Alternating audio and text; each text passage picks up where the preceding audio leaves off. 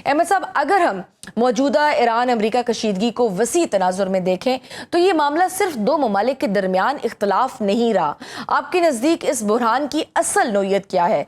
क्या ये ताकत के तवाज़ुन, इलाकाई असर रसूख और आलमी सियासत की एक बड़ी कशमकश है, या फिर इसे मुज़ाकरात के जरिए महदूद किया जा सकता है?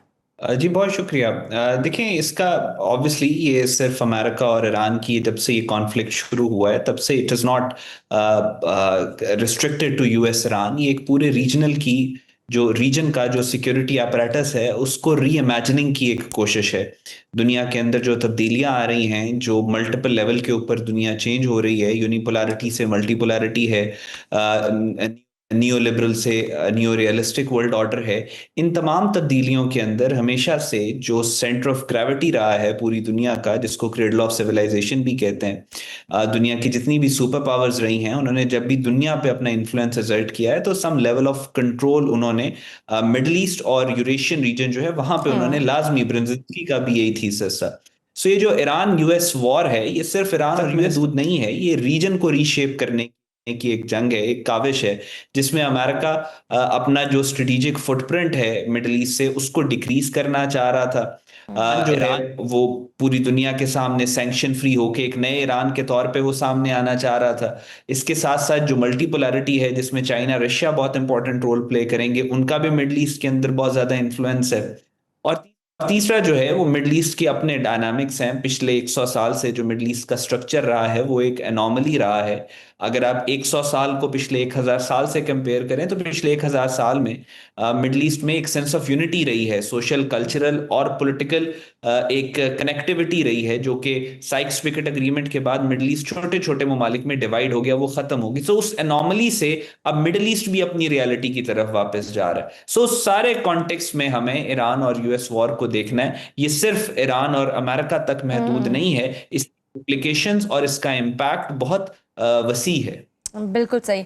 और हम देख रहे हैं कि अब पहले जो उम्मीद लगी थी कि शायद मुज़ाकरात से कुछ मामला तय पा जाए, लेकिन अब गुज़श्ता कुछ दिनों से दोबारा से सिचुएशन जो एस्केलेट कर गई है। सदर डोनाल्ड ट्रंप की जानिब से ईरान के खिलाफ सख्त बयानात सामने आ रहे हैं, जिनमें बिजली घरों और अहम तनसीबात को निशाना बनाने की बात भी की गई है।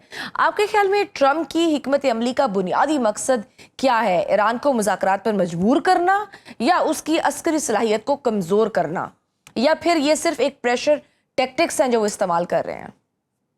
जी देखें, इसके मल्टीपल रीजंस हैं। जब हम ये बात करते हैं कि मुज़ाकरात जो सबसे इम्पोर्टेंट स्ट्रेटेजिक इम्पोर्टेंस जो होती है मुज़ाकरात की, और जो सबसे मुश्किल काम होता है मुज़ाकरात का, वो उस वक्त होता है कि जब जंग जारी होती है। और जंग जारी होने के बाद जब एक दफ़ा सीज फायर हो जाए, यानी once the table is set for negotiation.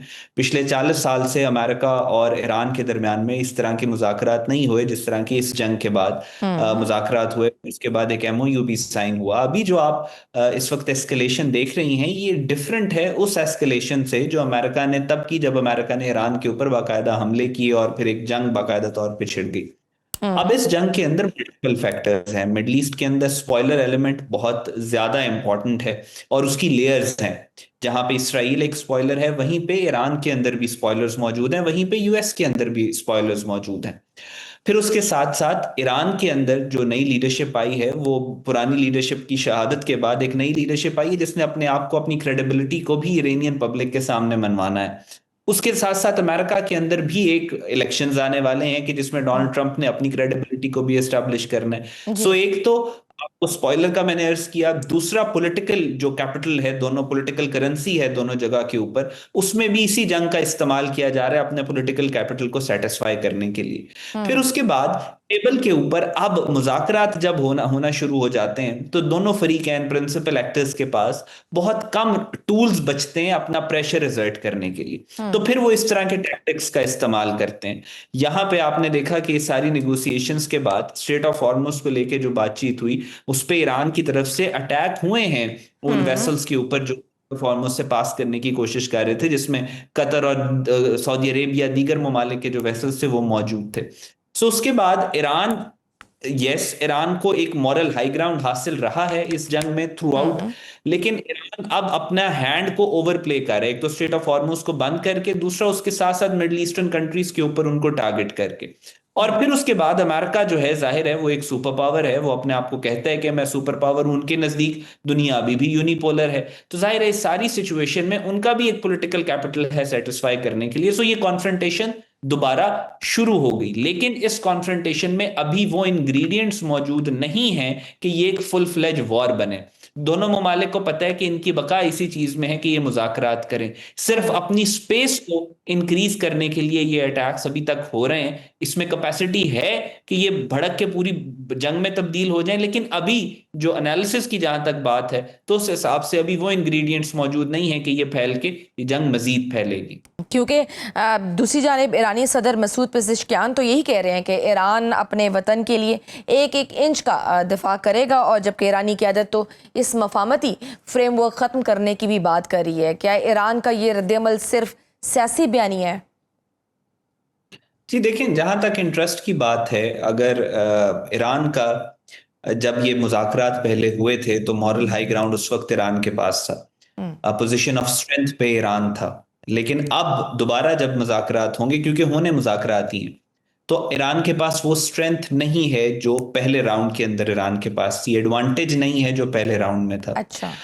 एक टर्म होती है जिसको कहते हैं ओवर प्लेइंग द हैंड। मैंने पहले भी आपसे जिक्र किया, मैं दोबारा करूंगा। आपके पास एक एडवांटेज है, लेकिन आप उसको इतना ज्यादा ओवर प्ले कर देते हैं कि वो फिर आपके डिसएडवांटेज में तब्दील होना शुरू हो जाता है। ईरान को जो असल असल स्ट्रेंथ थी इस पूरी जंग के दौरान, वो ईरान की मिलिट्री कैपेबिलिटी नहीं थी। हम अक्सर कहते हैं कि जी ईरान की एंड्योरेंस, वो भी नहीं थी ईरान की स्ट्रेंथ। स्ट्रेट ऑफ हॉर्मुज को ब्लॉक करना भी ईरान की स्ट्रेंथ नहीं थी। ईरान की स्ट्रेंथ ये थी कि 7 बिलियन पॉपुलेशन पूरी दुनिया की, वो अनकंडीशनली ईरान के स्टैंड को सपोर्ट कर रही थी, टू द एक्सटेंट कि अमेरिका में भी 90 लाख लोग सड़कों पे निकले ईरान की सपोर्ट में।